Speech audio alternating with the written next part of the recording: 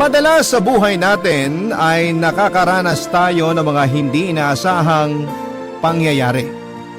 Mga pangyayaring babago sa ating buhay at kwestiyon sa kung ano nga ba talaga tayo. Ikaw kapuso, naranasan mo na ba ang questionin ang iyong sexual na oryentasyon dahil lamang sa hindi inaasahang pangyayari? Dear Papa Dudut, magandang araw po sa inyong lahat at sa mga loyal kabarangay na nakikinig ngayon.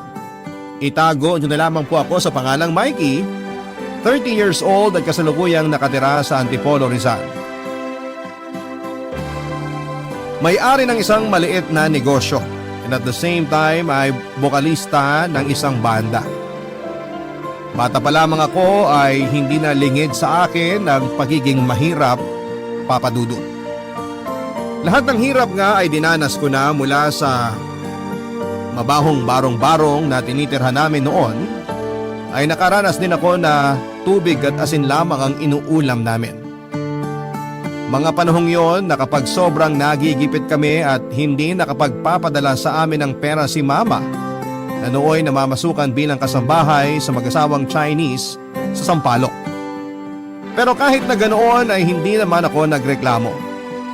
Bagkus ay nagpapasalamat pa nga ako dahil kahit papaano ay may kinakain pa rin kami at nakakapag-aral kami na lumang-luma ang uniform ko at tanging tsinelas lang ang suot na saplot sa aking paa.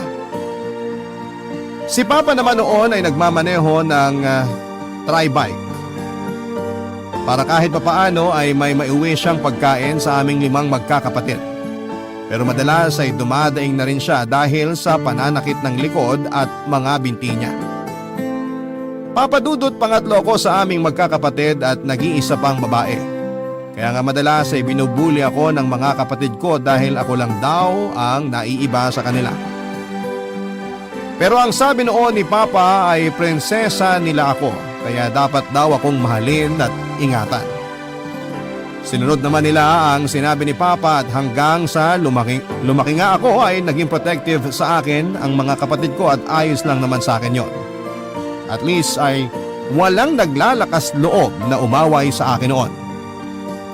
Pero dahil nga sa sobrang hirap ng buhay namin noon ay hindi kinaya nila Mama at Papa na pag-aralin kaming lahat. Kaya naman nang makagraduate ako ng high school ay sinubukan ko na kaagad ang maghanap ng mapapasukan. At dahil underage nga ako ay nahirapan ako kaya naman madalas ay sinasamantala ko lamang na sumali sa mga singing contest. At kapag pinapalad nga ako ay nananalo naman ako. Minsan pa nga ay ako pa talaga ang dumadayo sa ibang lugar para lamang sumali sa mga contest. Dahil desperada akong masungkit ang mga premyo na pang 1 linggong kainan na namin. Kung minsan ay nananalo ako, minsan naman ay natatalo. Pero hindi ako tumitigil dahil yon ang source ng income ko noon. At doon na nga may nakapansin sa akin, Papa Dudut, walang iba kundi si Edward. Matanda siya ng 8 taon sa akin, 32 years old siya noon habang ako naman ay 24 years old. Kinausap niya ako noon at inalok na maging bokalista ng banda nila at gustong gusto raw niya ang timbre ng boses ko na pwede sa kahit na anong genre at napag-alaman ko nga na siyang drummer ng kanilang banda.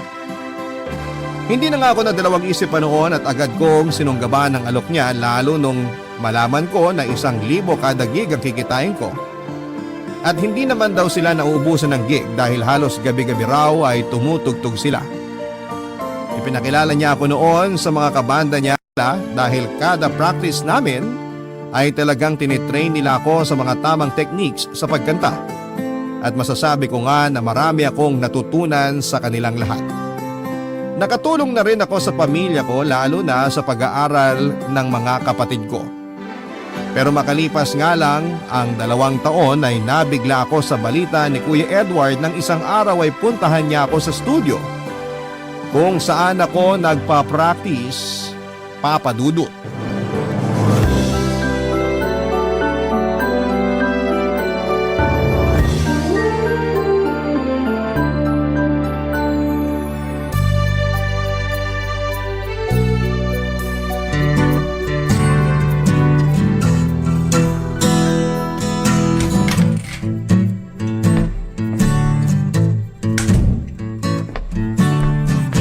Vicky, pwede ka ba makausap sandali?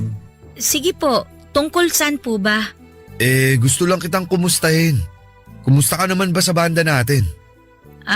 Okay naman po. Ba't bigla niyo pong naitanong? Wala lang. Gusto ko lang malaman kung komportable ka sa ibang kasamahan natin. Oo naman po. Tatagal po ba ako ng 2 taon dito kung hindi? Mabuti naman kung ganun. Ba't bigla niyo nga po bang naitanong yan? May problema ho ba? May issue ba sila sa akin? O kayo po, may problema po ba kayo sa akin? Hindi. Gusto ko lang makasiguro na maayos kitang iiwanan dito. Ha? Iiwan niyo ako? Sawa na po ba kayo sa pag-handle sa akin? Hindi, ano ka ba? Masyado ka naman nag-iisip. Alis na kasi ako. Ha? Saan po kayo pupunta? Natanggap ako sa trabahong pinag-applyan ko sa Kuwait. Kaya makikipagsapalaran muna ako sa ibang bansa. Pero Kuya Edward, paano ako? Anong paano ka na? Iniisip mo ba na baka alisin ka nila sa grupo kapag umalis ako? Malamang. Kayo nagpasok sa akin dito eh. Paano po pag umalis na kayo? Huwag kang mag-alala. Hindi naman mangyayari yun. Unless gusto ulit nilang maghanap ng kasing galing mo. Hindi uubra yung pambobola niyo sa akin, kuya. Malungkot ka ba? Siyempre, mawawalan ako ng Kuya Edward eh. Mangingibang bansa lang ako. Di naman ako sasakabilang buhay. Kung aalis kayo, sinong papalit sa inyo? Mababakante ang posisyon nyo. Siyempre pinaghandaan ko yan. Umanap muna ako ng kapalit ko bago ako nag-decide na mag-apply sa ibang bansa. Matagal na nga siyang naghihintay eh. Kakilala niyo po? Oo, pamangkin ko yun. Magkakasundo kayo panigurado. Kaidaran mo lang din halos yun. Ang tanong kasing galing niyo kayang tumugtog. Oo naman, hindi ako ipapahiya nun.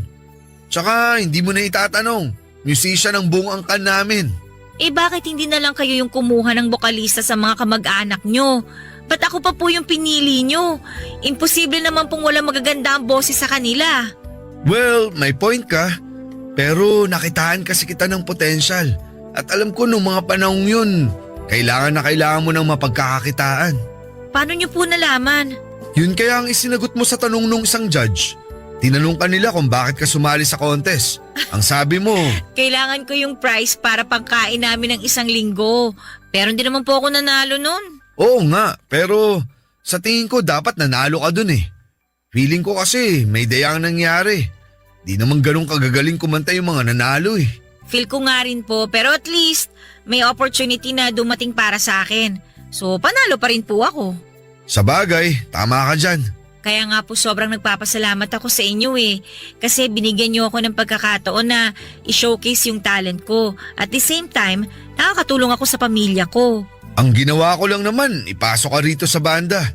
Pero ang hard work mo, ikaw yan. Pero salamat pa rin po. Malulungkot talaga ako kapag umalis na kayo rito. Huwag kang malungkot.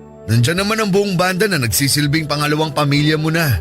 And for sure, magkakasundo kayo ni Ace. Di ka mabobore at malulungkot pag siya ang kasama mo. Yung Ace po ba yung pamangkin nyo? Oo, mabait yun. May pagkasuplado nga lang sa una. Nako, as if namang uubra sa akin yung pagiging suplado niya. Well, sangayon ako dyan. Knowing you, may something sa'yo na nakakagaan sa pakiramdam. Naks! Todo-todo papuri mo sa akin ngayon, Kuya Edward ah! Nagsasabi lang naman ako ng totoo. Napaka-positibo mong tao. At yun ang pinakagusto kong part ng pagkatao mo.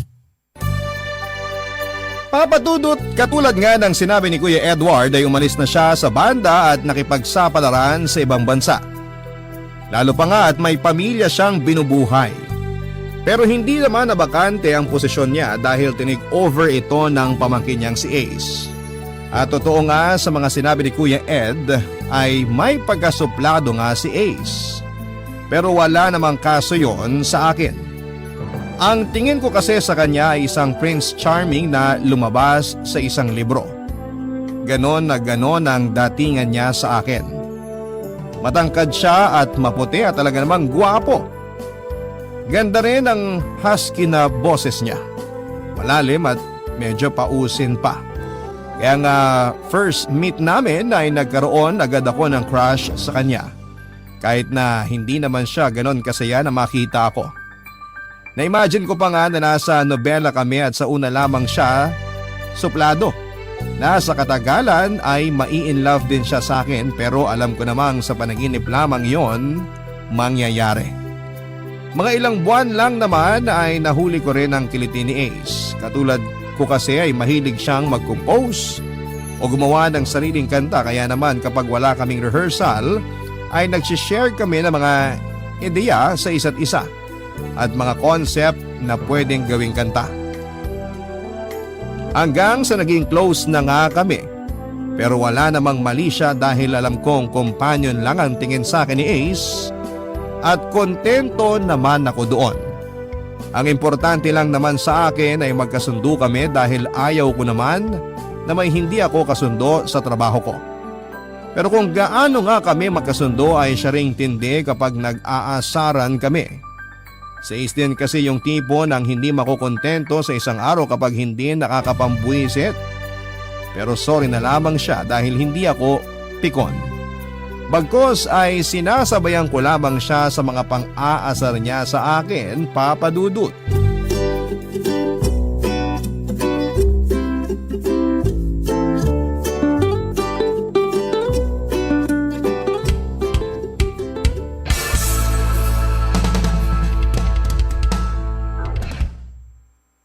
Maya na ulit tayo mag-rehearse. Sakit na ng kamay at braso ko. Sige, minamalat na rin ako.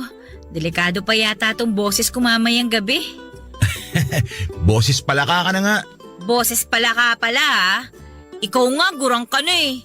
Nangalay kagad ang kamay at braso. Pikon. Hindi ako pikon no. Hindi lang ako papatalo sa'yo. Tama na nga. Baka umiyak ka pa eh. Oso ko. Maiba ako.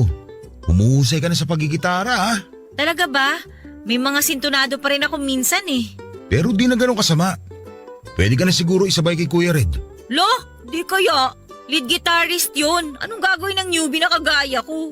Ang sinasabi ko lang naman, konti na lang pwede ka na isabay sa kanya sa mga madaling pyesa. Malay mo next time, nagigitara ka na habang kumakanta. Ang astig nun. Nai-imagine ko nga yan. Parang ang sarap sa feeling no? Pag-usahin mo palalo. O kaya magpatulong ka kay Kuya Red. Ayoko. Nahiya ako eh.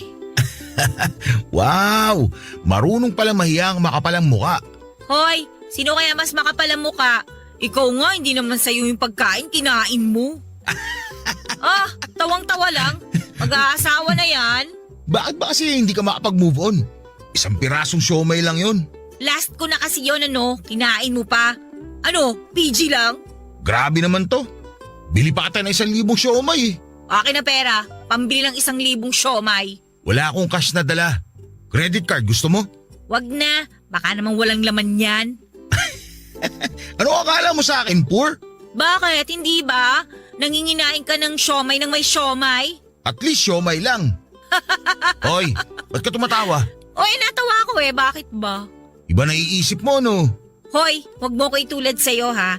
Masama bang tumawa? Hindi, pero para kasing iba iniisip mo eh. Ano bang iniisip ko? Sabihin mo nga. Akin na lang yun. Kesa kung pinagtitripan mo, tapusin mo na yung kantang sinusulat mo para malapatan na natin ang tono. Langya naman kasi. Ang hirap pala gumawa ng kantang senti kapag wala pang experience. Bakit? Hindi mo pa ba naranasan ma-broken hearted? Naranasan. Pero hindi naman kasi ganun kasakit. Nakapag-move on ka agad ako. Alangan naman ako magbigay sa'yo ng idea. Hindi pa rin ako nakaka-experience ma-broken hearted. Wala akong magawang inspiration. Pag naman kasi pinilit ko, baka naman di ganun kadama pag kinanta. Di proceed ka na lang sa usual song na sinusulat mo. Tapos kapag may experience ka na, doon mo na lang balikan yung isa. Sa bagay, may plano nga pala tayong tumugtog ng original composition natin sa mga gig natin. Basta sabihan mo lang ako kung anong gusto mong tema. Then mag-share na lang ulit ako ng pwede kong i-share na idea. Ganun na nga lang talaga mangyayari. At lumipas pa nga ang 2 buwan, Papa Dudut, ay mas naging malapit kami ni Ace sa isa't isa. Pero napag-alaman ko nga na may girlfriend na pala siya na hindi ko naman na kinagulat. Napaka-imposible naman kasi na sa itsura niyang yon ay wala siyang girlfriend. Medyo nalungkot lamang ako ng slide dahil yung 1% na pag-asa ko na magiging kami na ni Ace ay tuluyan na nga pong naglaho, Papa Dudut. Pero ayos lang naman dahil crush lang naman ang nararamdaman ko para sa kanya, hindi po gaanong kalalim. Humahanga ika nga nila. Isa pa ay trabaho naman talaga ang priority ko dahil may pamilya akong umaasa rin sa akin. Naisip ko na saka ko na lamang iintindihin ang sarili kong love life kapag nakahanap na ako ng stable na trabaho. Hindi naman kasi sa panghabang buhay ay magiging bokalista ako ng isang banda. Siyempre may posibilidad na umalis ang isa sa mga miyembro o kaya naman ay madisband ng banda. Ilang beses ko naman ang sinubukang mag-apply ng trabaho pero hindi ako pasok sa mga requirements na hinahanap nila sa isang aplikante. Una nga ay high school graduate lamang ako at sumunod ay walang work experience. Pero pasasaan ba?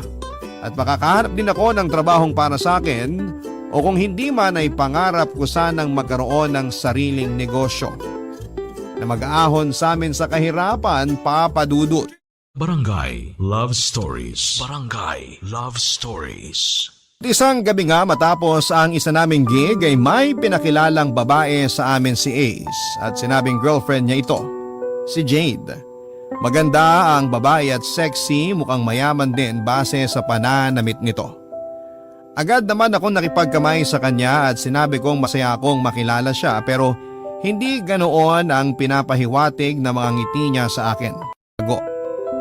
Ako naman ay walang pakialam kung galit siya o inis dahil wala naman akong maalalang may atraso ako sa kanya. At importante lamang naman sa akin ay nagmamahalan silang dalawa ni Ace at wag lang nitong sasaktan ng kaibigan ko. Halos lahat nga ng gig namin ay kasama si Jade pero wala naman ang atensyon nito kay Ace kundi nasa akin. Panay kasi ang sulyap niya sa akin tapos ay bigla na lamang mangiirap. Naisip ko tuloy na baka binabantayan niya si Ace kaya naroon siya lagi kapag may gig kami. At dahil nga hindi na rin ako makatiis at gusto ko ring malinis ang pangalan ko sa kanya, ay sinamantala kong busy ang mga kabanda ko lalo na si Ace sa pagliligpit ng mga gamit ay nilapitan ko si Jade na nasa isang lamesa lang naman kasama namin na naghihintay, Papa Dudut.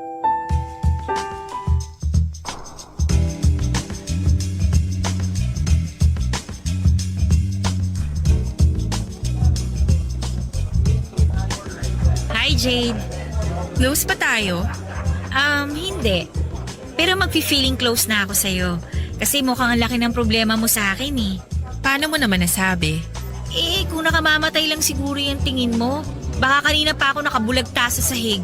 Anong ibig mong sabihin? Kanina pa masama ang tingin mo sa akin eh. Tapos panay ka pa irap. Kung may galit ka sa akin, pwede mo namang sabihin. Makikinig ako. Okay, fine. Yung totoo, naiirita ako sa'yo. Kasi lagi kang nakadikit kay Ace.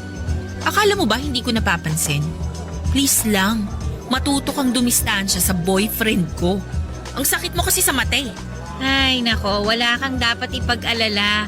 Trabaho lang naman ang namamagitan sa aming dalawa. Kaya kumalma ka lang.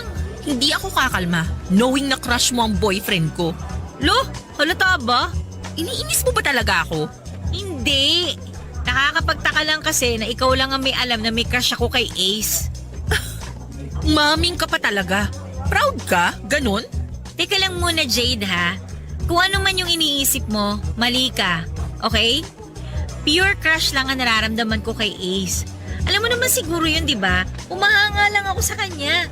Pero yung as in gustong gusto, hindi. Hindi, Day. Huwag ka nang mapalusot. Kahit crush pa yan, may gusto ko pa rin sa boyfriend ko. Pang-ilan ka nang nagsabi sa akin yan? Di ko na mabilang sa totoo lang. At the end of the day, sinubukan pa rin nilang ahasin si Ace. Ay, hindi naman sa ganun. Tsaka tingnan mo na nga lang yung sarili mo, oh. Tapos tingnan mo ko, oh. Ang ganda-ganda mo. Sexy. Wala akong panama sa'yo. Tingin mo papatulan ako ni Ace? Kahit nga yata maghubad ako sa harapan niya, di niya ako papatulan eh. Ano? Ay, sorry ha. Alam mo, loyal si Ace sa'yo. Lagi ka nga niya kinukwento sa akin simula nung ipakilala ka niya sa akin eh. At saka base pa lang sa kwento niya, alam kong mahal na mahal ka niya. Kaya please lang, magtiwala ka sa boyfriend mo. At sa tingin mo, maniniwala ako sa lahat ng mga sinabi mo? O hindi naman kita pinipilit na maniwala. Sinasabi ko lang in case na kailangan mo ng assurance.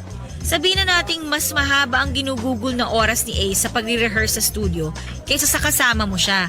Pero sinisigurado ko sa'yo, wala kang dapat na ipag-alala sa kanya. Kaibigan ko si Ace at gagawin ko lahat para lang hindi masira ang tiwala mo sa kanya. Masyado kang nakikialam para sa isang kaibigan. Alam mo ba yon? Alam ko, pero kasi ganito yan. Malaki ang utang na loob ko sa tito ni Ace. Kaya gusto ko lang na bumawi. Tsaka maniwala ka sa hindi. Wala talaga akong plano o balak na agawin sa'yo si Ace. Hindi ako threat, no? At kung sakali man, isa ka rin sa mga poprotektahan ko. Dahil mahalaga ka kay Ace eh. Sige. Pagkakatiwalaan kita sa ngayon. Pero wag na wag mong sisirain ang tiwala ko. Makakaasa ka. O so ano, magkaibigan na ba tayo? Pansamantala, hanggat hindi ko pa napapatunayan na hindi ka talaga threat sa relasyon namin. Salamat. O teka, kumain ka na ba? Hindi pa. Bakit? Pakakainin mo ko? Pwede naman kung gusto mo. Bukas seryoso pinag-uusapan nyo ah. Hi, babe. Tapos na kayo magligpit? Oo babe. Ano palang pinag-uusapan nyo? Wala naman. Pinagkukwentuhan ka lang namin. Ako? At ano naman pinag-uusapan nyo tukol sa akin? Sabi ko sa kanya, loyal ka sa kanya at mahal na mahal mo siya. Kala ko naman nagsusumbong ka na ng kung ano-ano. Bakit?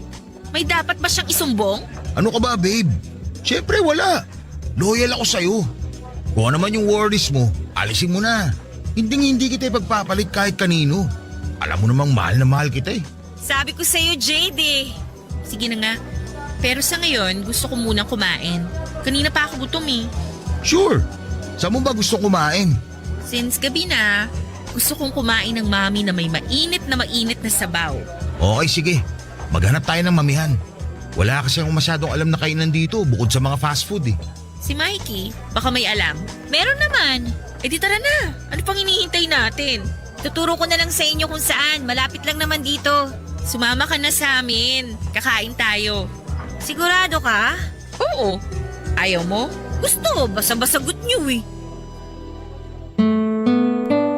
Papa Dudut, nagpaalam na nga kami noon sa iba naming kabanda dahil may inuman session pa raw sila. Nakapagtataka nga lang na napakabilis na nagbago ang pakikitungo sa akin ni Jade. Ang akala ko nga ay aawayin pa niya ako at makikipagdebate pa sa akin ng matagal pero napaka-mature niya. Naging casual siya sa akin at hindi ko naramdamang out of place ako habang kumakain kaming tatlo. Lagi kasi niyang tinatanong ang opinion ko sa bawat topic na napag-uusapan nilang dalawa ni Ace. Sa maikling panahon nga na yon, ay narealize kong mabait si Jade. Kaya hindi na ako magtataka kung bakit mahal na mahal siya ni Ace. Siguro'y masyado lamang talaga siyang natroma sa mga dating nagkagusto rito kaya gano'n na lamang ang pagwo-worry niya. Kitang-kita ko naman kung gaano rin niya kamahal ang kaibigan ko at masaya ako para sa kanilang dalawa, Papa Dudut. Buti na lang talaga at sinubukan kong makipag-usap sa kanya para malinis ko na rin ang pangalan ko. Papa Dudut, ng mga sumunod nga na gabi ay kasama pa rin si Jade sa mga gig namin. Pero hindi katulad ng dati ay lagi na itong nakangiti sa akin at maaliwalas na rin ang itsura nito sa tuwing nakikita ako. Magandang sign nga yon dahil kahit papaano ay mababago ko ang pagtingin ni Jade sa ibang babaeng nakapaligid kay Ace. Na hindi lahat ng babae ay katulad ng mga nakilala niya noon. At dahil nga magkasundo na kaming dalawa ay palagi na nga niya akong isinasama sa tuwing may lakad o gimmick silang dalawa ni Ace.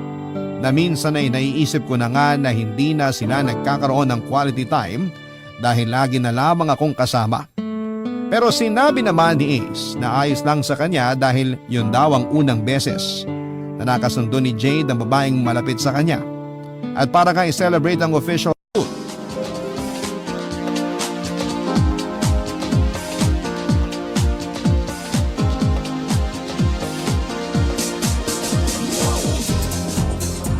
Mikey!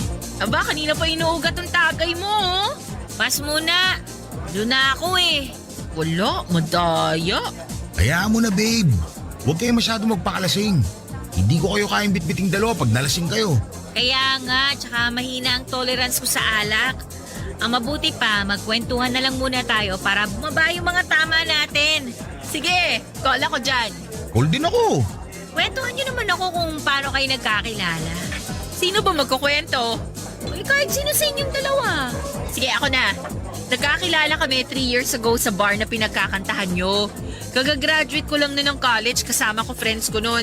Doon namin napiling mag-celebrate. Tapos, ayun, nakita ko si Ace sa stage kumakanta. Kasama nila Tito Edward. Kumakanta ka, Ace? Oo. Pero nagkaroon ako ng problema sa lalamunan ko. Kaya hindi na ako nakakanta ulit. Kung mapapansin mo, medyo paus ako magsalita. Ano bang nangyari? Chain smoker ako noon at nagkaroon ako ng grabing ubo. Hanggang sa nagkaroon ng araw ng tamang lalamunan ko na dahilan ng pagkasira na rin ng boses ko. Ah, ganun pala yun. Uy, sumabalik ako dun sa kwento. Paano kayo nagkakilala nun? I mean, sino yung nag-first move? Ako? Medyo nakainom na kasi ako nun eh. Nagulat nga ako sa kanya kasi bigla siyang umakyat doon sa stage. Tapos nag-request ng kanta. Dedicated daw para sa akin. Ay, talaga? Iba talaga nagagawa ng alak, no? Tapos ayun nga, hanggang sa matapos yung request kong kanta, hindi ako bumaba ng stage as in. Grabe. Hindi ko carry yun. Kakahiya ka. Ano ka ba? Walang hiya-hiya pag nakainom. O, tapos, ano pa nangyari? Ayun, hiningi ko yung number niya. Sabi ko kung wala siyang girlfriend, maging textmates kami. At sakto, wala nga siyang girlfriend. Ayun, mula sa pagiging magkaibigan, naging kami na. Naloka ako sa'yo, Jade, ha? Ikaw pa talaga yun ang unang nagbigay ng motibo. Na love at first sight ako sa kanya eh. Taray! Ikaw naman, Ace. Ano naman ang masasabi mo doon? Masasabi ko? Lagi ko na sinasabi sa kanya to. Pero isishare ko sa'yo. Sa totoo lang, masaya ako na nilapitan niya ako nung araw na yun. Kasi kung di niya ginawa yun, hindi ko siya girlfriend ngayon. Eh ikaw ba? Kailan mo ipapakilala sa amin ng boyfriend mo? Boyfriend agad? Wala nga manliligaw eh. Lah, di ba may mga humihingi ng number mo? Fake number binibigay ko sa kanila. Ayoko makipag-text kung kani-kanino, no? Kasi, iba ang gusto mo.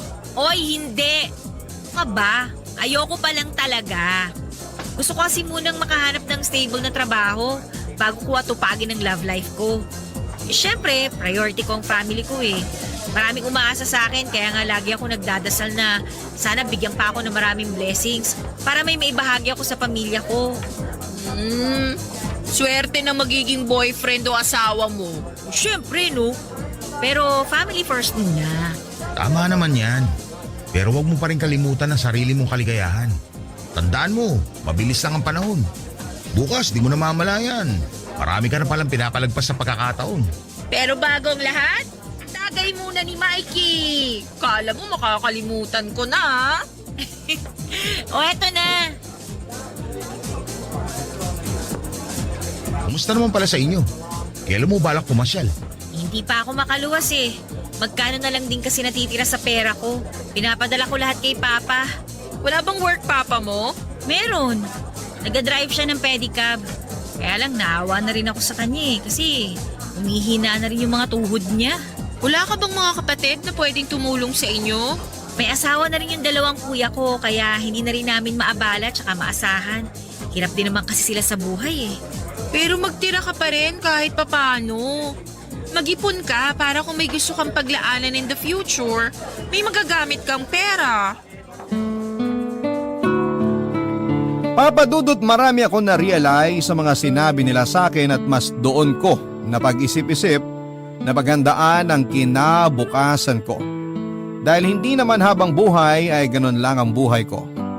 Balang araw ay magkakaroon ako ng sarili kong pamilya at hindi ko gugustuhin na maranasan nila ang hirap na dinanas ko. Kaya nga sinunod ko ang payo sa akin ni Jade na mag-ipon ng pera. Kada sahod ko noon ay bumabawas ako ng 200 pesos para itabi at ipunin.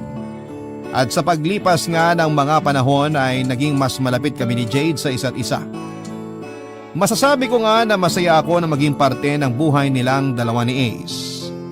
Hindi ko rin nakalain na ang babaeng dati ay inis na inis sa akin ay makakasundo ko pala. Madalas na nga na kami lang ang lagi magkasama habang si Ace ay hindi namin sinasali sa mga gimmick namin.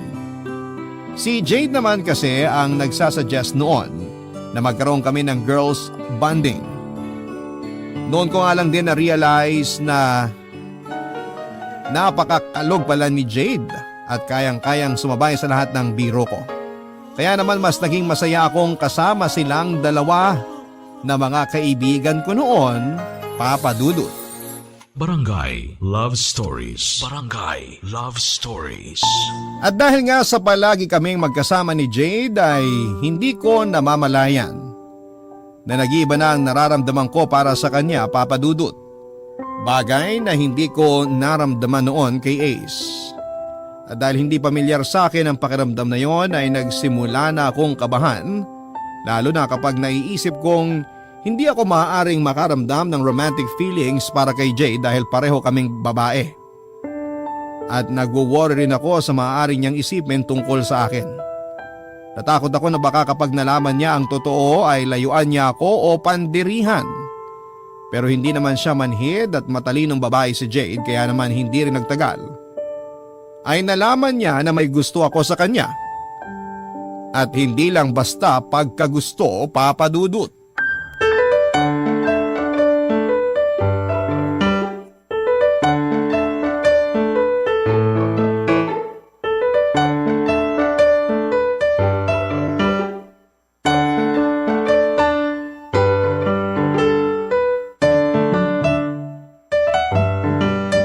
Magkaibigan tayo, di ba? Oo, bakit? Kung may gusto kang sabihin, sabihin mo na. Sabihin ang alin. Ay, Mikey, inoobserbahan kita palagi at hindi ka ganun kahirap pasahin. Alam ko na may gusto ka sa akin. Teka, paano mo nalaman? Kung paano ko nalaman noon na may gusto ka kay Ace? Instinct. Isa pa, hindi ka ganun kagaling magtago, no? Sorry Jade ha, hindi ko naman sinasadyang magkagusto sa'yo eh. Pero, nangyari na lang bigla eh. Ba't masyado kang seryoso? Hindi naman ako galit. Tsaka huwag kang mag-sorry tungkol sa mga bagay na hindi mo naman kontrolado. Hindi ka galit? Hindi. Ba't ako magagalit? Crush lang naman yan. Paano kung sabihin kong hindi lang to basta crush? Na mahal na talaga kita bilang babae. Mikey, thank you kasi mahal mo ko. Pero alam mo naman ang sitwasyon natin. Boyfriend ko si Ace. Committed na kami sa isa't isa. Wala naman akong balak na guluhin ang relasyon niyo ni Ace. Kaya nga tinago ko na lang tong nararamdaman ko eh. Alam ko naman na hindi mo kami guguluhin ni Ace. Pero isipin na lang natin ang mararamdaman niya. Nililinaw ko lang lahat dahil ayokong i-invalidate feelings mo. Nagmahal ka lang naman sa maling tao at maling panahon. Kaya hindi mo kasalanan yun. Hindi ka ba naiilang sa akin? Ba't naman ako maiilang sa'yo? Kasi pareho tayong babae. Yung may gusto sa'yo, babae. Sabi ko nga, may mga bagay na hindi natin kontrolado. May mga unexpected events na nangyayari sa buhay natin. At sa kaso mo, ito yun. Salamat Jade ha. Napaka-mature mo talaga mag-isip. Kung ibang babae siguro baka iba yung naging reaksyon nila. Walang mali na magmahal ng kapareho nating kasarian. Ang mali yung taong hindi tanggap ang mga tao na kagaya mo. Basta lagi mong tatandaan, as long as wala kang tinatapakang tao, go lang. Sasabihin mo ba kay Ace? May mga bagay na hindi na niya kailangang malaman. Pero for the sake of our friendship, kailangan nating sabihin. Dahil nag-promise tayo na walang secrets, diba? Baka magalit sa akin si Ace. Di natin sure. Pero alam kong maiintindihan ka niya. Kilala ko si Ace at hindi siya basta-basta nagbibigay ng judgment. Para namang hindi mo siya kilala. Alaskador lang yun pero mabait at patas siyang tao. Alam ko naman. Ay, sana lang wag magbago ang trato mo sa akin dahil sa mga nalaman mo. Ano ka ba?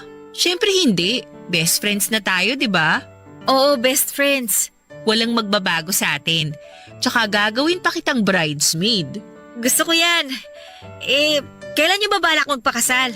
Kasal na lang ang kulang sa inyo eh. Matagal pa naman. Pero napag-usapan na namin. Sigurado naman ako na siya na ang gusto kong makasama habang buhay eh. Basta ako, susuportahan ko kayo kung saan kayo masaya. Salamat, Mikey. Hindi ako nagsisisi na binigyan kita ng chance na maging kaibigan. Totoo kang kaibigan at totoo ka sa mga nararamdaman mo. Pero ang pinakagusto ko sa'yo, yung positive outlook mo sa buhay.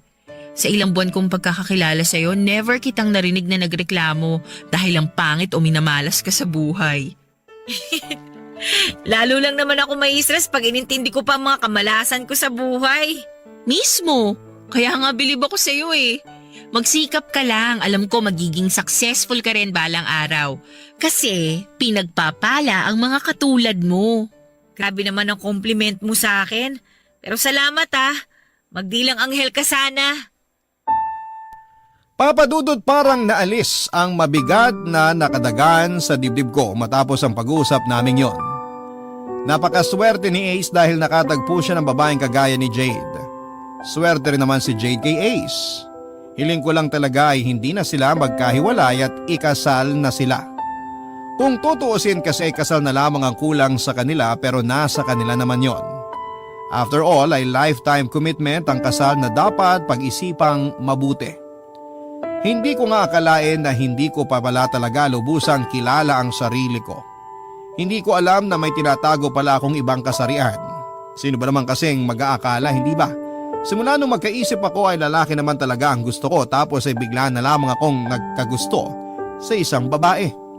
Hindi ko tuloy alam kung ano ba talaga ang sexual orientation ko. Kung bisexual ba o lesbian. Pero mas safe sigurong sabihin na kasama ako at parte ako ng LGBT community. Pero dahil nga sa bagong nadiskubre ko sa aking sarili, ay naging maingat ako sa mga kilos at salita ko. Dahil nga hindi pa ako sigurado ay pinili kong maglaylo. Alam ko naman na tanggap na ang mga LGBT sa lipunan, pero may ilan pa rin ang hindi. Kaya naman hindi ko maiwasang mag-alala, idagdag pa na hindi ko alam kung papaano ako maglalantad sa pamilya ko. Dahil hindi naman sila open sa ganong usapin kaya minabuti kong huwag na nga munang ipaalam sa kanila. Makalipas nga ang 2 taon ay masayang ibinalita sa akin ni na Ace at Jade na magpapakasal na sila. Masaya ako para sa kanila pero hindi ko pa rin maiwasang makaramdam ng kaunting kirot. Pero no hard feelings. Ang importante lang sa akin ay masayang masaya sila at masaya na rin po ako, Papa Dudut. Sa 2 taon ding yon ay nagpursigi ako sa pag-iipon kagaya ng payo ni Jade. Nakapagpundar ako ng maliit na negosyo na ako rin mismo ang nagmamanage. Nagbebenta ako ng mga damit, tsinelas at kung ano-ano pa at napakalaking tulong talaga noon sa pamilya ko. Nang in-announce nga ni Ace at Jade ang balak nilang pagpapakasal ay nakiusap sa akin si Jade na gusto niyang hingin ang opinyon at perspective ko sa lahat ng kakailanganin nila sa kasal. Dahil para sa kanila ay napakalaki raw ng parte ko sa buhay nilang dalawa ni Ace. Hindi ko naiwasang maging emosyonal sa sinabing yun ni Jade dahil pakiramdam ko ay tunay na pamilya na ang turing niya sa akin. At hindi ko naman siya binigo dahil kasakasama nga nila ako halos sa lahat ng paghahanda nila para sa kasal lalo na sa mga isusuot nila.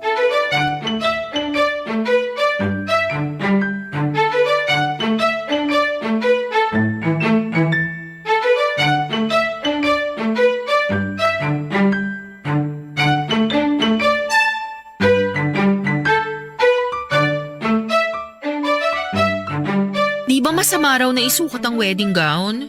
Bakit masama? Sabi di daw matutuloy yung kasal. Pep, nag-research ako tungkol dyan. Nagtanong na rin ako kay na mama. Ang sabi niya, pwede naman daw isukat basta hindi pa fully made yung gown. I mean, hindi pa tapos gawin. Anong hindi pa tapos? Halimbawa, hindi pa na ikakabit yung isang manggas ng gown. Pwede niya yung isukat. Nox, ni-research mo talaga yun? Oo naman no. Para maiwasan natin yung mga bawal-bawal sa kasal. Wala namang mawawala sa atin kung susunod tayo eh. Sa bagay, better safe than sorry. Tama. Pero syempre, pina-verify ko muna kay mama yung mga pamahiin sa kasal. Sina tita ba? Walang ibinilin sa'yo? Ayun nga, wag na wag ko nga daw isusukat ang wedding gown ko bago ang kasal. Sumunod na lang kayo para wala na talagang makakapigil pa sa kasal nyo. Sa bagay, ikaso nahihirapan ako pumili ng wedding gown. Lahat kasi magaganda. Ikaw ba babe, ano sa tingin mong bagay sa akin dito? Lahat naman bagay sa'yo. Ba't nga ba ikaw pa tinanong ko? Dapat talaga hindi ka na sumama eh. Kaming dalawa na lang sana ni Mikey yung nagpunta rito. Di pa tayo kasal, inaaway mo na ako. Sa bagay naman kasi talaga sa'yo kahit ano pang isuot mo eh. So ano, kahit ano isusuot ko sa kasal natin? Bagay sa'yo tong long sleeves na backless. Talaga? Ito din gusto ko eh. Hala, ba't ang tindi ng mood swings mo? Ilan linggo ka ng ganyan ah. Baka buntis. Buntis? Oh, bakit ganyan kayo makatingin sa akin? Parang gulat na gulat pa kayo. Kailan ka nga huling dinatnan, babe? Oh my gosh! Oh, bakit? 2 weeks na akong delayed.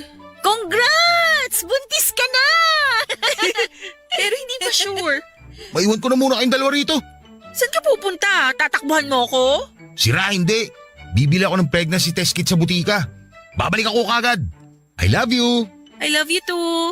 Ingat ka. Ang aga ng wedding gift niyong dalawa, ah. Tingin mo talaga buntis ako? Oo, 2 weeks ka kamong delayed, di ba? Ganyan yung mga napapanood ko sa TV eh. Paano kung delayed lang talaga? Huwag ka masyado mag-overthink. Bibili na ng pang-PT si Ace. Pero, paano nga kung buntis ka?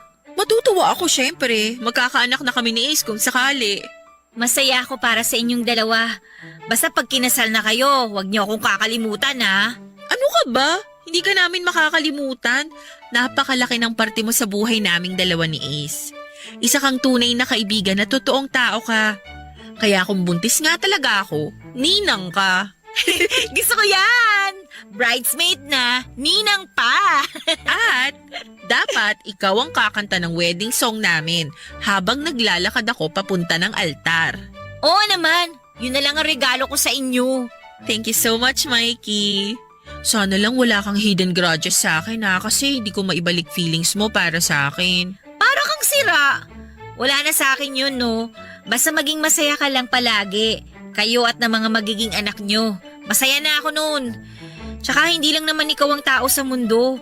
Marami akong makikilala at sigurado kong isa doon para sa akin. Lahat ng negative nagagawa mong positive, ha? Nakakabilib ka talaga. Marami ng negativity sa mundo. Dadagdag pa ba ako? Sobrang saya ko ng mga oras na yon dahil sa mga sinabi ni Jade, Papa Dudut. Sino nga ba ang mag-aakala na magiging matalik pala kaming magkaibigan? Nagsimula kami sa hindi magandang pagkikita. We started at the wrong foot, ika nga nila. Pero kahit na ganoon ay masaya ako na broken-hearted man ako sa kanya ay ayos lang. Dahil kung mahal mo talaga ang isang tao ay magiging masaya ka sa kung saan siya masaya. At bilang kaibigan ni Jade at Ace ay masaya akong makita na masaya silang dalawa. Hindi naman magtatapos kay Jade ang kwento ng buhay ko dahil marami pa akong pahina na maaaring sulatan. 3 buwan nga lang ang inabot ng preparation ng kasal ng dalawa sa importanteng tao sa buhay ko at sa lahat ng preparation na yon ay super hands-on talaga ako dahil na rin sa request ni Jade. Minsan nga ibinibiro ko siya na ginawa niya talaga akong literal na bridesmaid. Pero sinasabi naman niya na gano'n ako kaimportante na gusto niya lahat ay may participation ako. Nakakataba nga ng puso na ganong klase ang importansya ang ibinibigay niya sa akin. At wala rin naman kaso yon kay Ace. Kahit pa nga alam na niya ang tungkol sa nararamdaman ko para kay Ace. Or para kay Jade.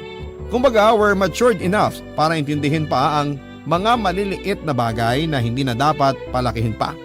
At katulad nga ng request ni Jade, ay ako ang kumanta ng wedding song nila at habang inaawit ko ang paborito nilang kanta, ay hindi ko napigilang umiyak dahil sa 2 bagay. Una ay sa tuwa dahil kapwa na nila papasukin ang bagong yugto ng buhay nila ng magkasama at pangalawa ay dahil sa munting lungkot na nararamdaman ko dahil alam ko na marami nang magbabago pagkatapos po nilang maikasal. Hindi na kami laging magkakasama dahil kailangan na nilang i-prioritize ang pamilyang bubuin nila. Lalo pa nga at 4 na buwan nang buntis si Jade. Ilang buwan pa ay masisilayan ko na rin ang inaanak ko. Nang matapos nga ang seremonya ng kasal ay oras na para ihagis ng bride ang kanyang bouquet at kung hindi ka ba naman binibiro ng tadhana ay ako talagang nakasalo ng bulaklak na yon. Tuwang-tuwa pa talaga ang bagong kasal habang ako naman ay hindi ko alam kung ano ang magiging reaksyon. Dahil po sa sobrang pagkagulat. Napabalik na lamang ako sa ulirat nang yakapin ako ni Jade. At sabihing ako na ang susunod. Napuno na lamang ng tawanan ng simbahan dahil sa sinabi niyang yon. Taliwas din sa naisip ko ay hindi nagbago ang trato nila sa akin bagkos ay mas lalo kaming naging malapit sa isa't isa at ramdam na ramdam kong parte talaga ako ng pamilya nila. Lumipas din ang ilang taon at malaki na rin ang inaanak ko na syempre ay spoiled sa akin. Sa ngayon Papa Dudut ay naghihintay na lamang ako sa taong mamahalin ko at mamahalin ako katulad ng pagmamahalan ni na Jade at Ace dahil hanggang sa ngayon ay nasa akin pa rin ang bouquet ni Jade. At dito ko na nga po tinatapos ang aming kwento na nagsimula sa isang flat na tono hanggang sa nagkaroon ng sari-saring nota at nakabuo ng magandang awit ng buhay. Noon sa opisina ay nagawa pa niyang kumuha ng trabaho online. Nagkuripot na rin kami sa mga sarili namin Papa Dudut. Hindi na kami lumalabas para mag-date noon kahit sabihin pang may okasyon dahil nangihinayang kami sa gastos. Nilalaan na lang namin ang extra na pera namin for emergency dahil natuto na kami noong pumutok ang unang taon ng pandemya. Nabawasan ang naipon namin dahil nahinto kami sa pagtatrabaho sa mga opisina namin. Kaya naman noong nakabalik na kami sa trabaho ay ginawa namin ang lahat ang paraan para maibalik ang nagastos namin mula sa ipon. Lalo na ako Papa Dudut. Siniguro kong malaki ang perang mailalagay ko sa bangko namin.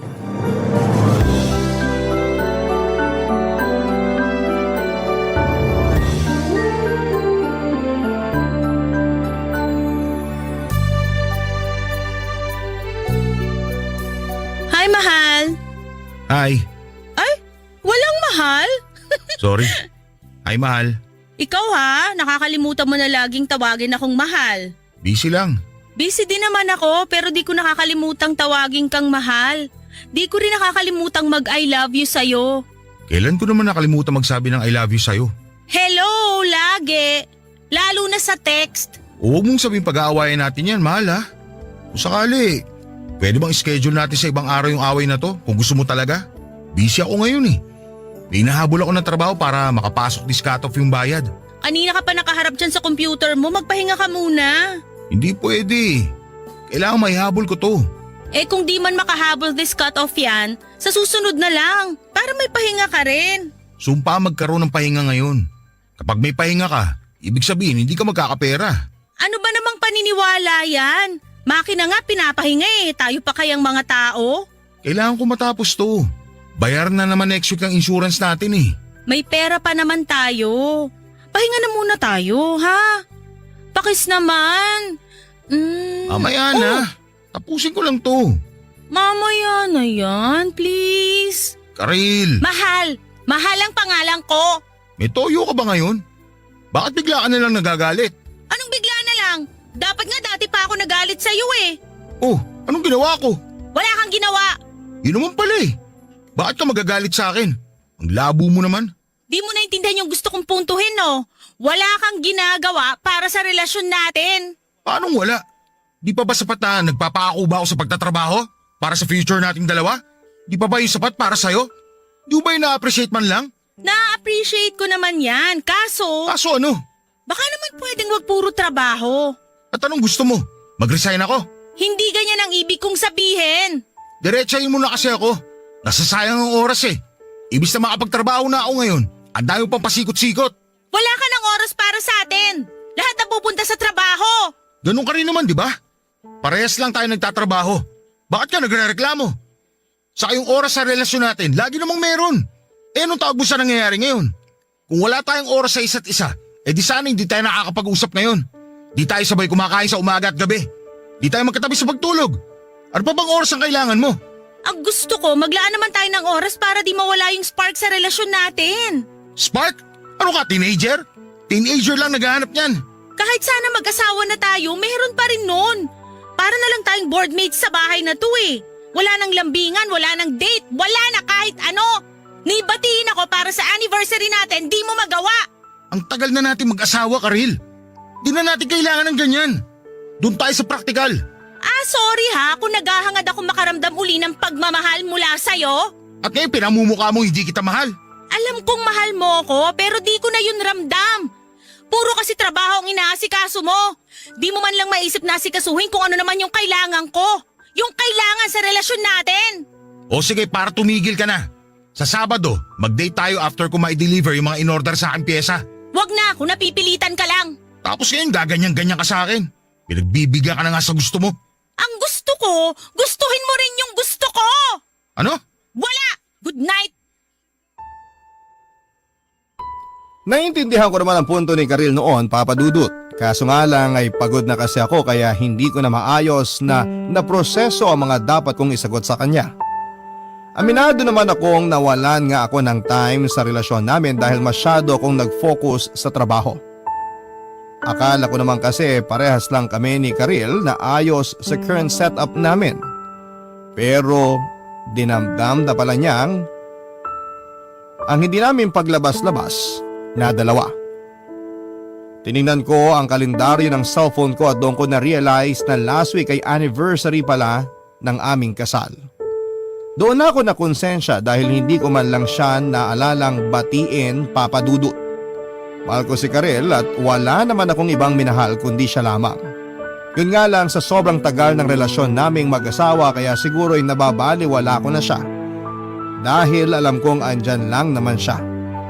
Tinake for granted ko ang presensya niya dahil alam kong hindi naman siya mawawala. Nabaliwala ko si Karel nang hindi sinasadya dahil nakasanayan ko nang andyan lamang siya sa akin.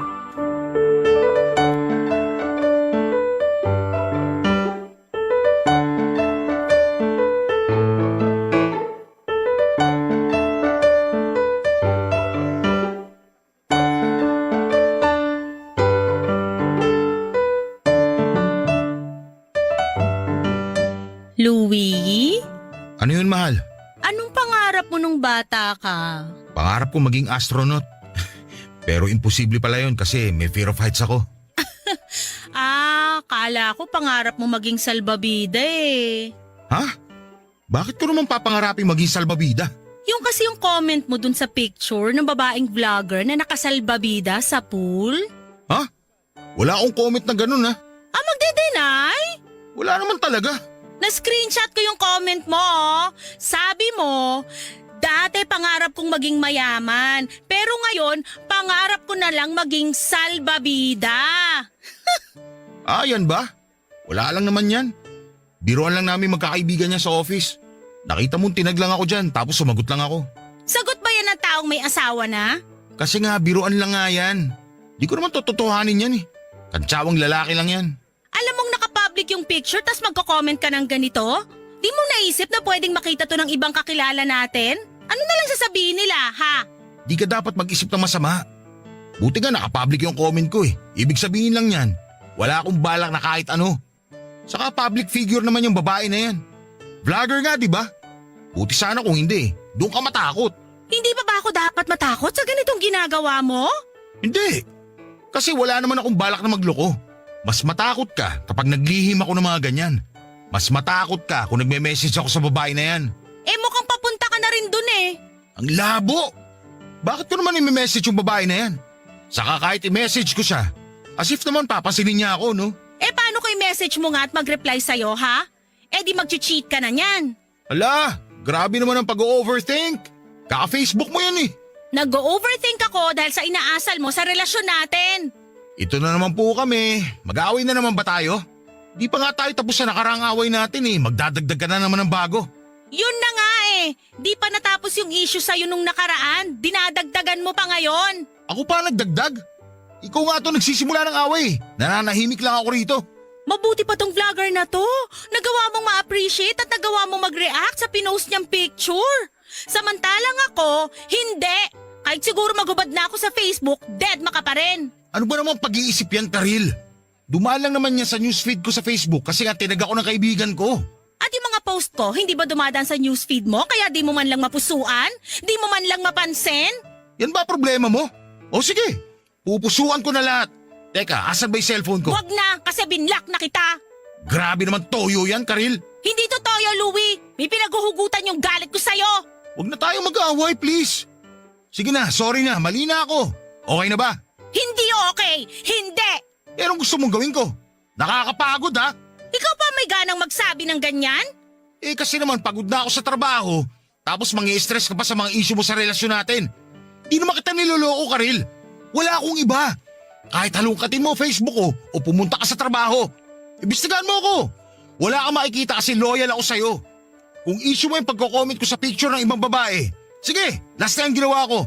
Buburahin ko na yan para matapos na to. Hindi lang naman to dahil dun sa pag-comment mo sa picture ng vlogger na yun eh.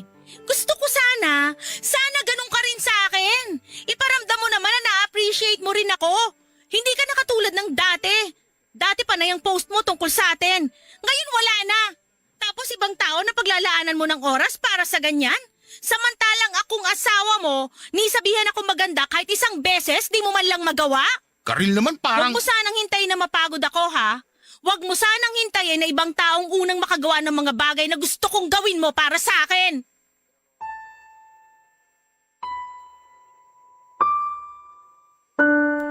Papadudot na takot ako sa mga sinabi ni Karil.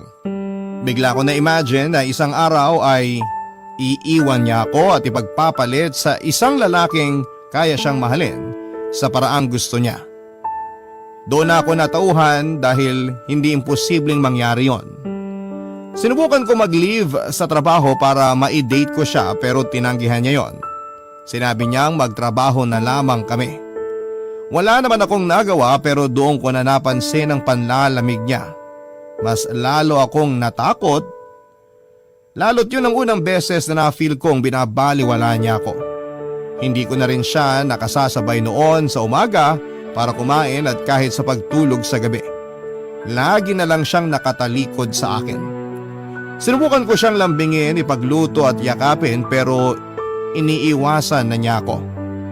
Wala naman akong ibang mapagsabihan noon sa mga nangyayari sa amin dahil ayokong may nakikialam sa relasyon namin. Sa paglipas ng mga araw ay napansin ko lalo na nagbago na si Karil sa akin. May mga time na hindi na rin umuwi noon si Karil at lagi na lang sa bahay ng kapatid niya o di naman kaya ay sa bahay ng best friend niya. Naisipan ko tuloy na baka meron ng iba si Karil. Sinubukan kong kausapin si Karil tungkol doon pero sininghalan lamang niya ako. Hindi pa rin talaga natatapos noon ang issue ni Karil at naiintindihan ko naman siya. Hindi lang talaga ako makapaglatag noon ng solusyon sa issue niya sa relasyon namin. Kaya hindi ko siya magawang mapapayag na ayusin namin ang problema namin. Pero alam ko naman na kapag pinatagal ko pa ang pagbuo ng solusyon, mas lalo lamang mawawala si Karil sa akin. Inisip ko pa lang noon na mag-iimpake siya ng mga gamit niya para iwan ako ay nadudurog na ako. Mahal ko ang asawa ko at hindi ko lang talaga alam noon kung paano siya babawiin dahil sa dami ng pagkukulang ko sa kanya, Papa Dudut. Barangay Love Stories. Barangay Love Stories. Inaya ko ulit siyang mag-date kami pero tumanggi siya. Sinabi niya sa akin na puno na raw ang schedule niya at nagtanong ako kung ano nga ba ang nagpuno ng schedule niya. Pero umiling lamang siya. Sinabi ko na willing naman ako mag-adjust sa schedule niya kung pwede. Nagsabi na rin ako sa kanya na gagamitin ko na ang leave credits ko. Tinawanan lamang niya ako at sinabing i-convert ko na lang daw sa pera ang hindi ko magagamit na leave tulad ng ginagawa ko dati. Doon pa lamang ay alam kong issue pa rin talaga niya ang kawalan ko ng time sa kanya. Naalala ko nga lahat ng leave ko ay hindi ko ginagamit dahil kino-convert ko to cash ang mga yon. Kahit nakailang pakiusap sa akin si Karil na gamitin namin kahit 2 days lamang para makapag-beach kami o makapag-hiking. Hindi ko siya pinakinggan, Papa Dudut, dahil mas importante sa akin ang pera. Never kaming nakatikim ng out of town mula noong nagseryoso kami sa mga pangarap namin. Kahit si Karil ay kinumbinsi kong perahin na lang niya ang leave niya para naman makadagdag sa ipon namin. Doon ko lang na-realize na baka masama ang loob niya sa nirequest ko sa kanya. Hindi niya lang siguro sinabi sa akin at nagtiis na lamang na sumunod sa lahat ng gusto ko. Nakonsensya ako kaya handa na ako noon na sundin kung ano man ang gustong gawin ni Karil sa relasyon namin. Sinabi ko sa sarili ko na hindi ko na siya kukontrahin at kung makabawas man yon ng kita sa amin ay hindi ko na masyadong poproblemahin. Wala naman or malaki naman ang naipon namin. Kaya walang kaso kung magpapahinga kami noon ng ilang araw o ilang linggo kung yon ang gusto ni Karil. Nilakasan ko ang loob kong kausapin siya kahit ramdam kong mababasag lang ako sa mga isasagot niya sa mga sasabihin ko.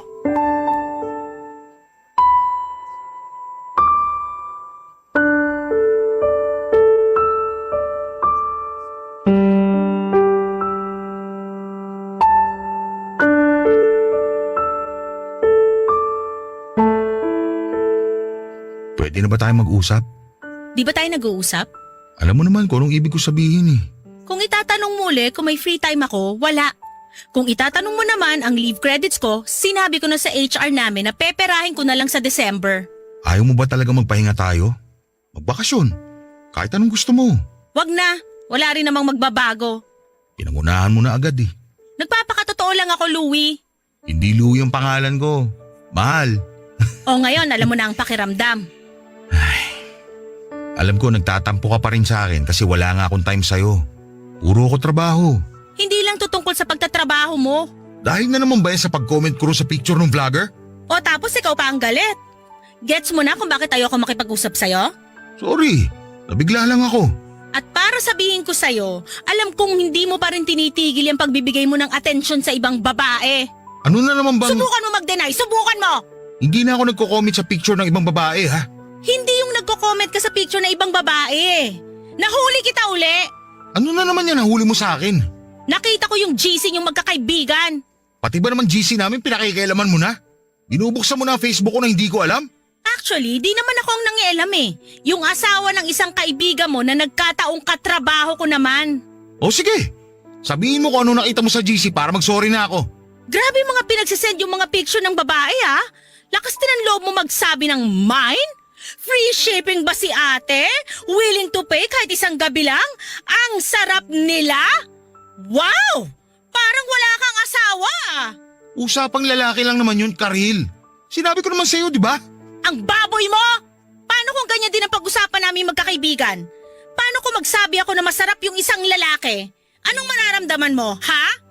Okay, gets ko na. Sorry. May oras ka pa para ilabas yung pagnanasa mo sa ibang babae, pero ako na sarili mong asawa, di mo man lang maganyan. Bakit di mo ako pagnasaan? Bakit di ako imanyakin mo? Di mo man lang nga ako mapagbigyan eh. Gusto mo rin sabihan kita ng masarap? Ganon? Huwag kang pilosopo, tanga. Eh ano nga ang gusto mong gawin ko? Ang gusto ko, makita mo pa rin ako. Iparamdam mong nakikita mo pa rin ako. Iparamdam mo na mas nagagandahan ka sa akin kaysa sa ibang babae. Pag niyaya kitang magano, pumayag ka naman sana. Hindi yung wala kang gana. Gagawin ko yan. Lahat yan. Please, magkaayos na tayo. Namimiss na kita eh. Meron pa akong gusto ipagawa sa'yo. Sabihin mo lang. Lahat gagawin ko. Tumikim ka ng ibang babae. Ano? Tumikim ka ng ibang babae. Papayagan kita. Kung yan ang paraan para ma-realize mong mas angat pa rin ako sa iba. Ano ba naman pag-iisip yan, Karil? Akala ko ba gagawin mo lahat para magkaayos tayo? Tinetesting mo ba ako, ha? Hindi. Gusto kong gawin mo to. May kaibigan ako na pareha sa sitwasyon ko. Binigyan niya ng hall pass yung asawa niya para makatikim ng iba at after nun, bumalik sa kanya yung asawa niya. Na-realize daw nung asawa niya na mas angat siya kesa sa iba. Naging maayos uli sila. Bumalik yung dating gana nung asawa niya sa kanya. At ipapagawa mo yan sa akin? Nababaliw ka na ba? Gusto ko nang maging maayos uli ang relasyon natin. Maayos naman tayo ah. Problema lang yung oras. Hindi lang oras ang problema dito, Louie. Wala ka ng gana sa akin. Ramdam ko yon. Kailan ba tayo huling nag-ano? Ha? Naalala mo pa? Kasi ako hindi na. Ganon nakatagal yon. Ayoko. Ayoko yung pinapagawa mo. Pag-isipan mong mabuti bago ka tumanggi. Mas lalong naging magulo ang sitwasyon namin ng asawa ko, Papa Dudut. Napailing na lamang ako sa gusto niyang mangyari. Inisip ko na baka sinusubukan niya lamang ako kung kakagat ako, pero parang seryoso siya noon. Ilang beses pa niya akong kinulit, Papa Dudut. Pinabasa pa niya sa akin ang usapan nila ng kaibigan niyang nakatry noon. Hindi ko talaga maintindihan yung point ni Karil, pero naisip ko na baka sobrang desperada na lang talaga ng asawa ko para maayos ang relasyon namin. Naawa tuloy ako sa kanya dahil kaya niya akong ipaubaya sa iba para lamang maging maayos ang aming pagsasama. Isang beses ay hindi ako nakatulog kakaisip kung kaya ko na bang pagbigyan si Karil sa gusto niya. At kung sakali mang pagbibigyan ko siya ay sino namang babae ang papatol sa akin, lahat ng kakilala kong babae ay alam na may asawa na ako noon. Binuksan ko ang Facebook ko at napadaan sa newsfeed ko ang bagong palit na profile picture ng 25 anyos kong katrabaho na si Icar. Napalunok ako dahil sa suot niyang pulang bikini habang nakahiga sa may buhangin. Chinek ko ang Facebook niya at nakita kong single siya.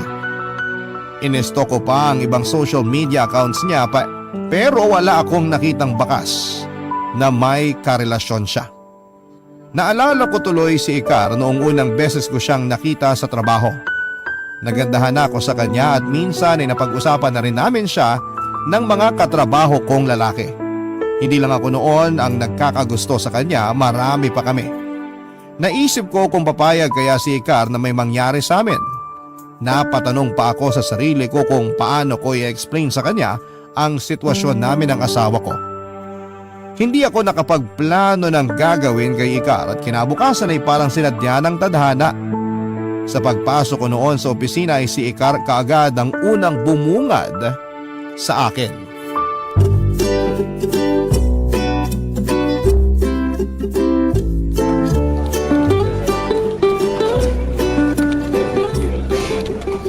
Hi, Icar. Hi, Louie. Uy, congrats ka pala sa team nyo ha. Ha? Dun sa paramihan ng Facebook likes. Ah, yun ba? Thanks. Oo, congrats dun ha. Bakit congrats? Natalo nga kami. Kala ko panalo kayo eh. Ang ganda kasi. Ikaw lang ang nagsabi na maganda yung ginawa namin. Maganda naman talaga. Parang ikaw. Sus, nagagandahan ka sa akin? Lahat naman. Ikaw? Anong ako? Hindi ba pang bobola yung sinabi mong maganda ako? Hindi. Hindi ako nang bobola. Maganda ka kaya talaga. Uwe, talaga? Oo nga. Lalo na kapag nakasuot ka ng puting bestida. Ang ganda mo. Ang aliwalas na mukha mo. Charotero. Hindi kita chinacharot. Tsaka Icar, pag wala kang makeup, sobrang ganda mo. Lalong lumalabas ang kaputian mo. Napakasinungaling nito. Mamatay man. Pag namatay ka, iiyak ako. O sige, para sa'yo hindi na ako mamamatay. Ayoko umiyak eh. Paano kapag narinig ng asawa mo yung paglalandi mo sa akin ngayon? Ha? May asawa ka diba? Dinala mo pa nga nung Christmas party natin. Si Carla ba yon? Oo. Maganda siya. Sino? Yung asawa mong si Carla. Oo. Maganda nga si Karil. Sino si Karil? Yung asawa ko. Akala ko ba Carla yung pangalan ng asawa mo? Ikaw ha, baka marami kang ibang asawa. Nagkamali lang siguro ako ng dinig. Isa lang ang asawa ko, si Karil. Gusto mo ba akong idagdag? Kung gusto mo. Joke! Uy, ikaw ha, crush mo ata ako eh. Kung oo, ayos lang ba? Pero mali eh. May asawa ka na. Oo nga. Sorry kung medyo nilandi kita ha. Di ko napigilan eh. Warning na yun sa'yo ha. Maging loyal ka sa asawa mo. Bad ka. Oo, sorry ulit. Sige may gagawin pa pala ako. Louie, Bakit? joke lang. Anong joke lang? Ituloy mo lang nalandiin ako. Gusto ko siya.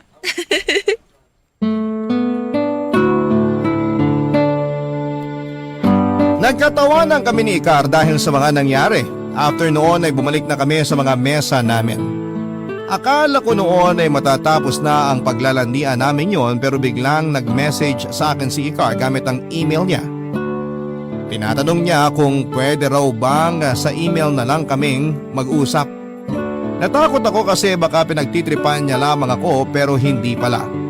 Sinabi niyang crush din daw niya ako dati pa kaya kinilig siya noong nilandi ko siya. Napangiti ako at aminado akong nakaramdam ako ng kilig. Matagal na nung huli akong nakaramdam ng ganong klaseng kilig at excitement. Nagpatuloy ang pag-uusap namin. Hindi na nga ako halos nakatapos noon ng trabaho ko dahil panay ang check ko sa messages namin. Nagtinginan din kami ng may halong mali siya noon, Papa Dudut. Kaya ramdam ko noon na seryoso siyang maging ka-fling ko. Noong uwian ay nag-usap kaming kumain ng street food sa kabilang kanto ng opisina namin. Nahiya pa akong kumain sa harapan niya at pinakiramdaman ko siya. At ganoon din siya sa akin. Nagkatinginan kami sa huling subo ng kwek-kwek at doon ay natawa na lamang kami ng kahit walang kadahilanan. Pagkatapos noon ay mas naging komportable na kami sa isa't isa. Hinatid ko siya sa paradahan ng sasakyan, pauwi at umuwi na rin ako pagsakay niya. Panay ang check ko noon ng email dahil inaabangan ko ang message niya. Grabe ang ngiti ko noon, Papa Dudut. Bigla ko tuloy naalala noong mga unang buwan na kinikilala pa lang namin ni Karel ang isa't isa. Nagkaroon tuloy ulit ako ng gana sa mga ginagawa ko. Lalo na yung pagpasok ko noon sa trabaho. Lahat yon ay dahil kay Icar. Hindi ko binanggit si Icar kay Karel kahit alam ko naman noon na siya naman ang may pakana kung bakit ako nakikipaglandian sa ibang babae noon, Papa Dudut. Barangay Love Stories. Barangay Love Stories. Tuwing nasa opisina lang naman kami naglalandian noon. Walang nakahalata sa ginagawa naming dalawa. Merong CR sa bandang 7th floor na hindi pinupuntahan ng mga empleyado. Kaya doon kami madalas tumatambay. Wala kaming ibang ginawa noon kundi ang magkwentuhan, maglandian at magyakapan. Pinayagan na rin niya akong halikan siya pero hanggang doon lang. Muntik lang na may mangyari sa amin pero agad na napigilan nang marinig naming papasok ang janitress. Napatago tuloy kaming dalawa sa isang cubicle at hinintay naming makaalis ang janitress. Namilipit kami sa kakatawa noong lumabas na ang janitress dahil nga sa pag-init ng mga katawan namin. Nagkantsawan pa kaming dalawa at after noon ay hindi na ulit yon nangyari. Papa Dudut, malaki talaga ang naging pagbabago ko mula noong nagkamabutihang kami ni Icar. Hindi ko man yon binabanggit kay Karel pero alam kong napansin na rin niya. Madalas kasi akong kumakanta noon sa bahay na hindi ko naman ginagawa dati. Nakatutok din ako madalas sa aking laptop noon kahit na wala namang kailangang ayusing trabaho. Gusto ko lang mag-check doon kung nag-message na ba si Icar. Walang naging issue kay Icar ang pagkakaroon ko ng asawa. Sinabi niya sa akin na dati raw ay may naka-fling na rin siyang may asawa sa dati niyang opisina. Sinabi rin niya na exciting daw yung office fling lalo na sa taong may sabit. Yun daw ang sabi ng yun daw ang isa sa mga dahilan kung bakit niya ako pinatulan. Sumang-ayon ako sa sinabi niya dahil kahit ako ay nakakaramdam ng kakaibang excitement dahil sa pagkatago naming dalawa. Sa huli ay napansin na ako ni Karel at huli na para mag-deny.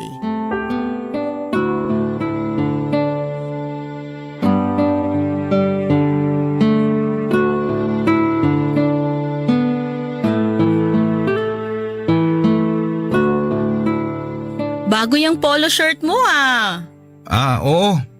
Kakabili ko lang kahapon. Bagay ba? Himala! Bakit himala? Di ka naman mahilig bumili ng damit eh. Yung last na bili mo ng damit nung second anniversary natin. Napilitan ka pang bilhin yun dahil natapunan ka ng sabaw ng bulalo nung nasa Tagaytay tayo. Ayaw mo ba? Dati naman lagi ka namimilit sa akin na bumili ng mga bagong damit. Para magmukha naman akong presentable. Sinasabi ko lang naman. Saka, nagpabango ka ba? Umorder ako sa katrabaho ko. Naawa ako eh. Kailangan ng pandagdag sa tuition ng anak niya. Himala rin yan ha. Hindi ka naman nagpapabango dati. Kahit 50-50 na yung buhay nung nagbebenta, di ka pa rin bibili. Kasi para sa'yo, di naman beneficial sa buhay ang pabango. Grabe naman to. Pwede rin naman magbagong tao ah. Ayaw mo kaya ng pagbabago? Sa lahat ng taong nakilala ko, ikaw lagi yung bumabaluktot kapag usapang pagbabago na. Sino dahilan ng pagbabago mo, ha? Ha? Sino yung babaeng dahilan para magpabango ka at bumili ng bagong damit? Karil naman. Huwag kang matakot. Di ba nga ako nag-udyok sa'yo na mambabae ka? Okay sige, aamin ako. Total, ikaw naman talaga may gusto nito eh. So sino nga siya? Kwento ka naman tungkol sa kanya. Sure ka ah? Baka awayin mo ako ah. Bakit kita aawayin? Ako nga ang may pakana nito, di ba? Ang weird kasi na magkukwento pa eh. Dali na, magkwento na. Huwag na magkwento. Okay na alam mong yun na yun. Ang arte naman nito. Sino siya? Karil. Hindi ako magagalit. Natutuwa nga ako na sumunod ka sa gusto ko eh. Saka tingnan mo ngayon ang sarili mo. Ang laki na ng pagbabago mo. Lagi kang nakangiti, lagi kang mabango, conscious ka na bigla sa itsura mo. Kaya ka rin siguro bumili ng bagong polo shirt. In fair, blooming ka ha? Napansin mo talaga? Oo, para kang teenager. Last kong nakita to sa'yo, nung nagliligawan pa lang tayo. Lagi kang amoy malinis, laging kumakanta. Kumakanta pa rin naman ako ah. Mula nung nagseryoso na tayo sa mga pangarap natin sa buhay, hindi ka na uli kumanta. Nihaplusin yung gitara mo, di mo na magawa. Namiss ko yung Louie na yon. Masaya ka ba sa nakikita mo ngayon? Oo naman! Yan ang Louie na kailangan ko. Yung may gana na uli sa buhay. Di yung parang robot na puro na lang trabaho. Nakakamiss kayang makita kang fresh dahil inspired ka. Thank you. So sino nga siya? Katrabaho ko. Namit mo na ata dati kasi nakilala ka niya nung Christmas party namin. Si Ikar. Parang familiar yung name. Siya ba yung chinitang mestiza? Siya nga. Tapos maliit na babae. Wow! Ang galing mong mamili ah! Pero wala pa rin tatalo sa'yo syempre. Tingnan mo na epekto sa'yo ng pambababae mo. Ngayon pa lang napapansin mo na ang ganda ko. Nakakalimutan ko lang sabihin dati pero araw-araw naman maganda ka para sa akin. Nakakakilig naman yan. Padalan mo nga si Ikar ng chocolates. Para saan? Pasasalamat! Dahil binalik niya ang dating Louie ko. Nawirduhan ako sa usapan namin ni Karil pero naging komportable naman ako noong tumagal. Hindi naman siya nagalit at hindi ko naman nakitang tinatago lang niya ang galit niya. Legit naman noon na masaya siya sa nangyayari sa akin. Nagpakwento pa siya kung may alam na si Ikar sa plano namin. Sinabi ko na wala siyang alam. Nagtanong din siya kung meron na raw bang nangyari sa amin ni Ikar at sinabi ko ang totoo. Sinabi ko na wala pa, pero naghalikan na kami at nagyakapan. Pinadescribe niya ang feeling sa akin noong hinalikan at niyakap ko si Ikar. Ako naman ay malayang nagkwento at nadala na rin sa usapan. Doon na nag-init ang lahat sa amin, Papa Dudut. Ewan ko kung nadala si Karil sa usapan namin pero bigla niya akong hinatak sa kwarto at doon ay may nangyari sa amin. Makalipas ang maraming taon. Yun marahil ang pinaka-passionate na pag-aano namin ni Karil. At dahil lang yon sa naging usapan namin tungkol kay Ikar. Tinulak pa rin ako ni Karil na ipagpatuloy ang namamagitan sa amin ni Ikar. Sinabi niya na huwag ko raw ipapaalam ang plano namin dahil baka umatras at iwasan na ako ni Ikar. Sinunod ko na lamang ang sinabi niya at pinagpatuloy ko pa rin ang landian namin ni Ikar. Isang beses habang nasa CR kami ng 7th floor, nagkakwentuhan kami ni Ikar habang magkayakap. Marami siyang tinanong sa akin lalo na ang tungkol kay Karil. Hindi naman naging awkward ang usapan naming dalawa at talagang open si Ikar sa pagiging kabit niya. Papadudot sa pag-uusap namin ay napansin kong panay na ang hawak ni Car sa leeg at hita ko. Iba na rin ang tingin niya noon sa akin na may halong kakaibang init. Hindi ko nga siya matingnan noon ng diretsyo dahil kahit ako ay nag-iinit na rin, Papa Dudut.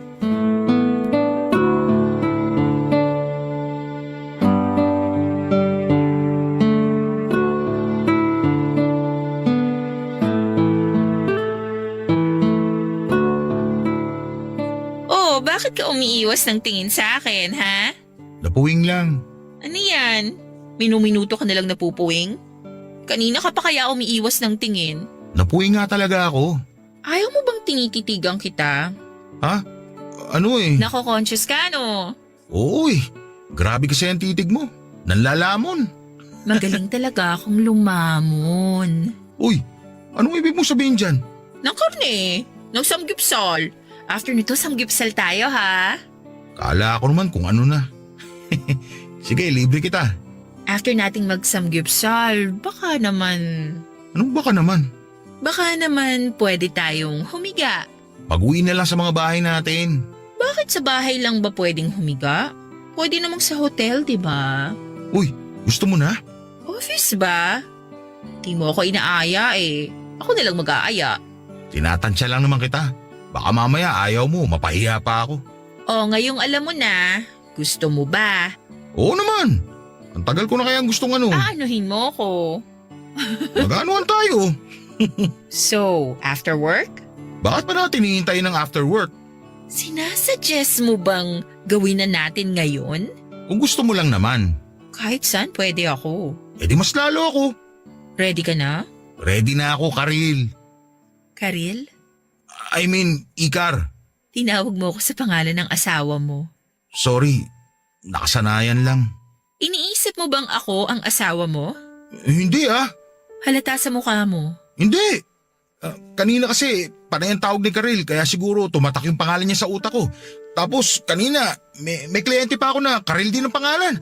Tapos kanina rin naalala ko yung sapatos ni Karil. Bakit ka tumatawa? Louie, okay lang. Anong okay lang?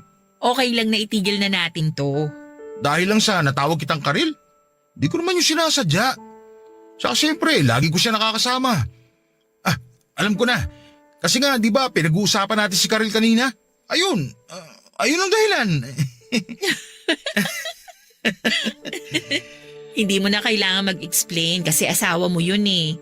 Malamang maaalala mo siya. Mahal mo yun eh. Mahal ko nga. O edi lumabas din ang totoo. Mahal mo pa rin ang asawa mo. Ewan ko kung ano nangyayari sa akin. Pasensya ka na ha. Ayos lang yun. Alam ko naman kung anong pinasok ko. Nangyari na to sa akin dati. Alam kong sa huli, asawa pa rin ang pipiliin. O paano? Tara na? Tara saan? Sa hotel. Ha? Akala ko ba? Joke!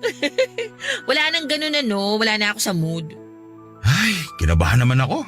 Libre mo na lang ako ng samgyupsal para may closure tayo.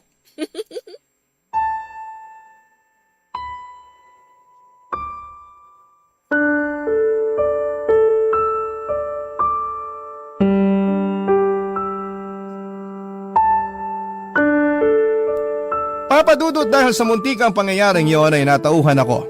Doon ko na-realize na mahal ko si Karil at siya lang ang gusto kong makasama sa panghabang buhay. Noong medyo kumawala ako ay doon naman naging malaya ang utak at ang puso ko para hanapin ang pwesto ni Karil. Kaya sa bandang huli nagising na lamang ako sa na hinahanap-hanap ang asawa ko kahit merong ibang babaeng nakaharap sa akin. Mabuti na lang noon at si Ikar na rin ang tumapos sa namamagitan sa amin. Natakot ako na baka maghabol siya tulad ng iba pero hindi naman niya yon ginawa. Pagka-uwi ko ng bahay kinagabihan ay naabutan ko si Karil na tinatahi ang butas kong polo. Agad ko siyang niyakap ng mahigpit at doon ko naramdamang tama ang desisyon kong bumalik sa totoong pag-ibig ko. Sinabi ko sa kanya ang lahat ng nangyari at hinalikan niya ako, Papa Dudut. Sinabi niyang masaya siyang nakabalik na ako. Naiyak ako dahil napakaswerte ko sa asawa ko, Papa Dudut. Pinangako ko sa sarili ko na kahit kailan ay hindi na mauulit ang minsang pagtataksil ko. Pinangako ko rin na sisikapin kong balansehin ang relasyon namin at ang trabaho ko para mas lalong maging maayos ang pagsasama namin. Nagpa-counseling kaming dalawa para maintindihan namin kung ano pa ang problema sa amin at kung ano pa ang pwedeng magawa para mas lalo kaming tumibay. Sa ngayon, Papa Dudut, ay nakabili na kami ng maliit na bahay at nagsisimula na rin kaming bumuo ng sarili naming pamilya. Nagkaroon na ng katuparan ng mga pangarap namin kahit na minsan ay naligaw kami. Pero dahil pinili naming magpatuloy, nakarating pa rin kami, Papa Dudut. Nahuli man ng konti, ang importante ay nakaabot pa rin. Hanggang dito na lamang po ang aking liham, Papa Dudut.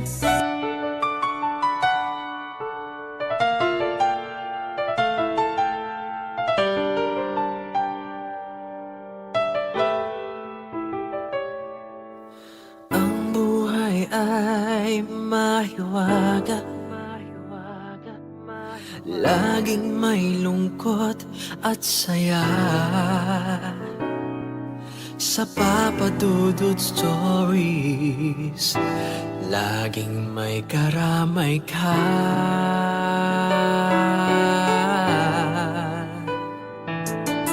Mga problemang kaibigan, dito ay pakikinggan ka. Sa Papa Dudut Stories, kami ay iyong kasama. Dito sa Papa Dudut Stories, ikaw ay hindi nag-iisa.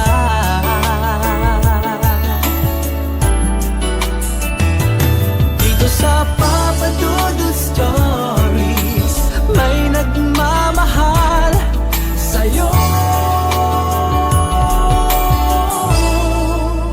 Papa Dudut Stories, Papa Dudut Stories,